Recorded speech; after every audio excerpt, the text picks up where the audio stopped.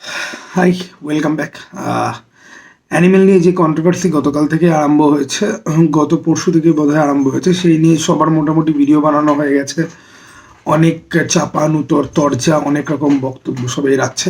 আমি নোটিশ করে দেখলাম যে আদৌ যে প্রবলেম, ঠিক আছে, সেই প্রবলেম নিয়ে কথা খুব কম লোকই বলছে। সবাই নিজেদের ফিলিংস ব্যক্ত করতে আছে ব্যস্ত। তো প্রথমে আমি কিছু বেসিক কথা বলি এই সিনটা নিয়ে, পার্টিকুলার এই সিনটা নিয়ে। সন্দীপ রেড্ডি ভাঙ্গা, জাভেদ আখতার, ওই টপিকে আমি পরে আসব। এই ভিডিওর মধ্যে আমি এই সিনটা নিয়ে কিছু কথা বলতে চাই। সন্দীপ রেড্ডি ভাঙ্গা দাবি করেছেন যে ওনার 18 মাস সময় লেগেছে স্ক্রিপ্ট লিখতে। খুব ভালো কথা। আমি অনেকগুলো ভিডিও দেখলাম সন্দীপ রেড্ডি ভাঙ্গা, ওই চেজের যে পোর্শনটা রয়েছে, ঠিক আছে, কার চেজ, ওর বোনকে যারা বিরক্ত করেছে তাদেরকে চেজ করার যে জায়গাটা রয়েছে, ওইখানের যে ব্যাকগ্রাউন্ড মিউজিক, ওইখানে হুইসেল দেওয়াটা একটা ভিডিও এসছে সামনে। বন্দুক তৈরি করা, টেস্ট করার একটা ভিডিও সামনে এসছে।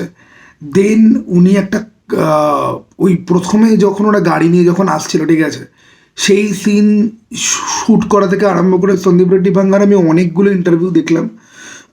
প্রত্যেক কটা দেখেই একটা জিনিস খুব ক্লিয়ার যে এই লোকটা যত ডেডিকেশন দিয়ে কাজ করে, ওরকম ডেডিকেশন খুব কম লোকেরই আছে। এবার দেখুন, একটা লোক ডেডিকেশন দিয়ে সিনেমা বানাচ্ছে মানেই তার যে সমস্ত কাজ বা তার সমস্ত অ্যাটিটিউড বা তার সমস্ত কথা বা তার সমস্ত বিহেভিয়ার যে জাস্টিফাইড হবে, সাপোর্ট করতেই হবে, এরকম ব্যাপার কিন্তু নেই। তুমি 18 মাস ধরে স্ক্রিপ্ট লিখেছো, খুব ভালো কথা। আমি কিছুতেই বুঝি না সেকেন্ড হাফে এই জোয়া বলে মেয়েটাকে নিয়ে, ঠিক আছে, এই প্রমিসকিউয়াস যে রিলেশনশিপটা যেটা দেখানো হচ্ছে, এটার কোনো রকম মানেই ছিল না।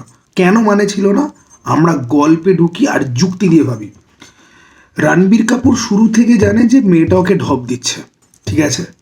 রণবীর কাপুর এটা জানলো কি করে? রণবীর কাপুর সিনেমার মধ্যে চিল্লাবে বহুবার যে অ্যাকশনেবল ইনফরমেশন নাকি নেই। কারণ রণবীর কাপুরের কাছে ইনফরমেশন থাকবে কি করে? যার সাথেই ওর এনকাউন্টার হচ্ছে তাকে তো খুন করে দিচ্ছে পুরোপুরি। ওর কাছে কিন্তু আবরারের ব্যাপারে কোনো রকম আইডিয়া ছিলই না জয়া না বলা অবধি। তুমি যখন পুরোপুরি অন্ধকারে, তাহলে তুমি কি করে জানলে যে জয়া তোমাকে শুরুর দিন থেকে মিথ্যা কথা বলছে? তার মানে জয়ার ব্যাকগ্রাউন্ড চেক করে তুমি পেয়েছো এরকম কোনো ইনফরমেশন? তাহলে সেই ইনফরমেশনটা অ্যাকচুয়ালি কী ছিল? ঠিক আছে, এই একটা পয়েন্ট গেল। জয়া এলো, ঠিক আছে। এবার এই গল্পটা পুরোটাই হচ্ছে কি যে জয়া কিন্তু জানতো, ঠিক আছে, জয়ার কিন্তু পুরো জিনিসটাই জানে যে রণবীরকেও মারার জন্য এসছে, এই সমস্ত কিছু ড্রামা চলছে। এখানে আমার সব থেকে বড় যেটা কোয়েশ্চেন, ভিলেনের পার্টি মানে আবরারদের পার্টি জানলো কি করে যে জয়ার প্রেমে রণবিজয় অ্যাকচুয়ালি গিয়ে পড়বে? রণবিজয় তার বউ নিয়ে পাগল একটা লোক, এরকমও না যে তার লাইফে কোনো মহিলা টহিলা নেই। সে 3 মাস ধরে অসুস্থ থাকার পরে উঠে এই জয়াকে দেখে জয়ার প্রেমেই যে পড়ে যাবে, এটা ওরা জানলো কি করে? এই যে স্টোরি লাইনটা না, এই স্টোরি লাইনটাই ভীষণ ফল্টি একটা পোর্শন, যেটা আমার সিনেমার মধ্যে জেনুইনলি ভালো লাগেনি।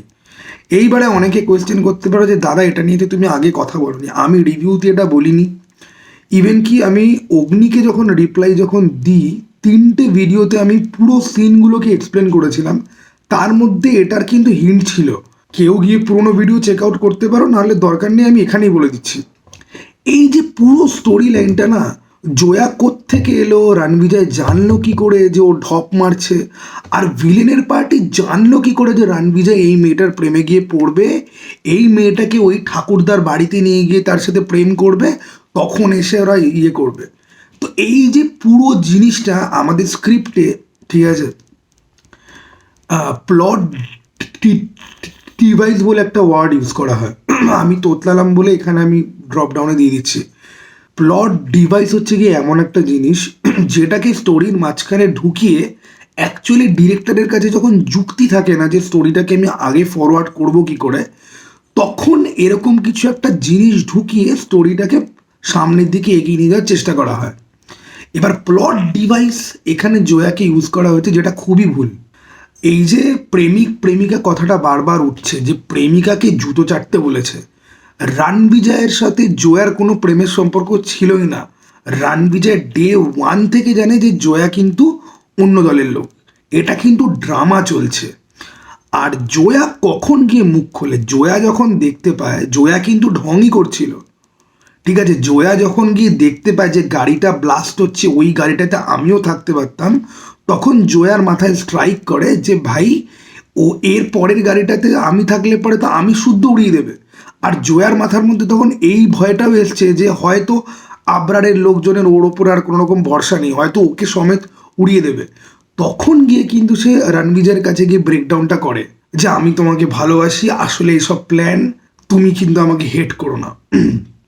এবার একটা জিনিস এখানে বুঝুন, এই প্রোটাগনিস্ট শুরু থেকেই প্রবলেম্যাটিক, তার তো ক্যারেক্টারাইজেশনের একটা ব্যাপার আছে।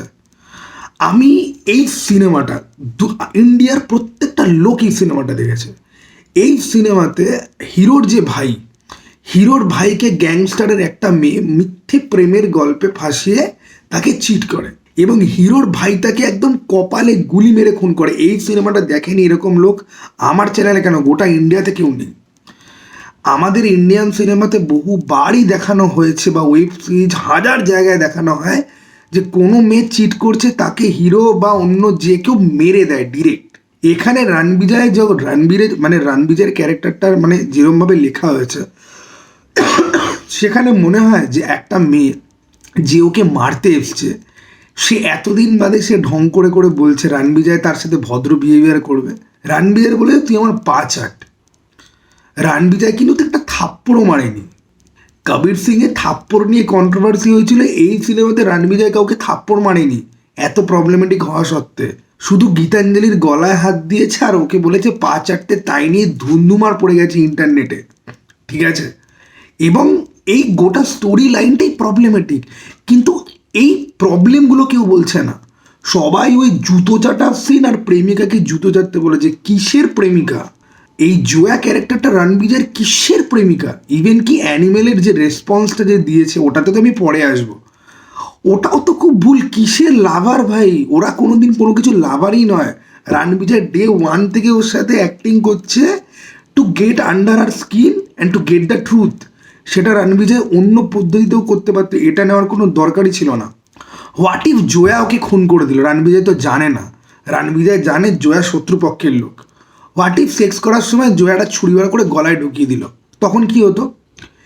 এই গোটা স্টোরি লাইনটাই পুরোপুরি ফল্টি। তার মধ্যে এই একটা সিন নিয়ে সবাই পোক করছে, কেউ ক্রিটিসাইজ করছে না। ক্রিটিসিজম এগুলোকে বলে না। আমি জাভেদ আখতারের স্টেটমেন্টে সন্দীপ রেড্ডি ভাঙ্গার রেসপন্সে পরে আসবো, but this is not criticism at all. তুমি নিট পিক করে কথা বলছো, তুমি চেরি পিক করে কথা বলছো, তুমি গাধার বাচ্চার মতো একটাই কথা সবাই মিলে বলছে। আর কেন বলছে এটা দেখুন, আমাদের দেশে সমস্ত কিছুতে রয়েছে রিলিজিয়ান আর পলিটিক্স। খুব ভালো করে ভেবে দেখুন এই সিনেমাতে কোন রিলিজিয়ানকে পোক করা হয়। জাভেদ আখতার কোন রিলিজিয়ান থেকে বিলং করে? সন্দীপ রেড্ডি ভাঙ্গা আপাতত কোন ধর্মের মানুষদেরকে টার্গেট অডিয়েন্স করে সিনেমা বানাচ্ছে?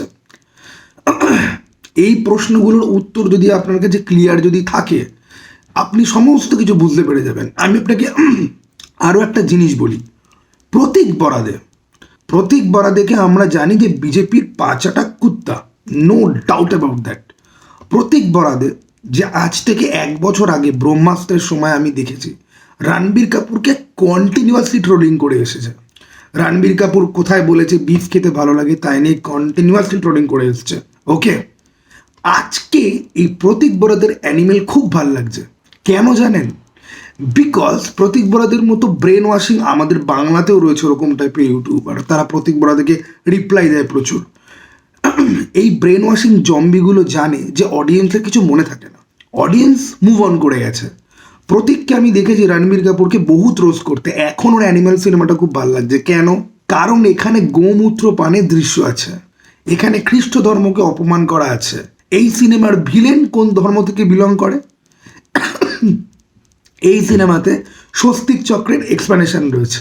সেই জন্যে প্রতীকের কাছে অ্যানিমেল এখন সুপার ডুপার হিট। সেই জন্যে প্রতীকের কাছে রণবীর কাপুর এখন পুরোপুরি ভালো। সেম ধ্রুব রাঠিতে যান, ধ্রুব রাঠি হচ্ছে গিয়ে নেটফ্লিক্সের পাঁচাটা কুত্তা, তার কাছে গ্যাংস অফ ওয়াসেপুরে হিরো 4টে মেয়ের সাথে প্রেম করছে, কোনো অসুবিধা নেই। ব্রেকিং ব্যাড, ওয়াল্টার হোয়াইট আমার টপ 5টা ক্যারেক্টারের মধ্যে একজন, বাট আমি নিজে জানি ব্রেকিং ব্যাডের কিছু কিছু জায়গায় কতটা প্রবলেমেটিক। ওয়াল্টার হোয়াইটের যখন একটা মেন্টাল ইভলিউশনের মধ্যে দিয়ে যাচ্ছে, তখন ও নিজের অফিসের কলিগ থেকে শুরু, মানে ও যে স্কুলে কাজ করতো সেই স্কুলের প্রিন্সিপাল থেকে তার সাথে অসভ্যের মতো ফ্লার্ট করা থেকে শুরু করে each and everything, Walter White উল্টো পাল্টা কাজকর্ম করেছে।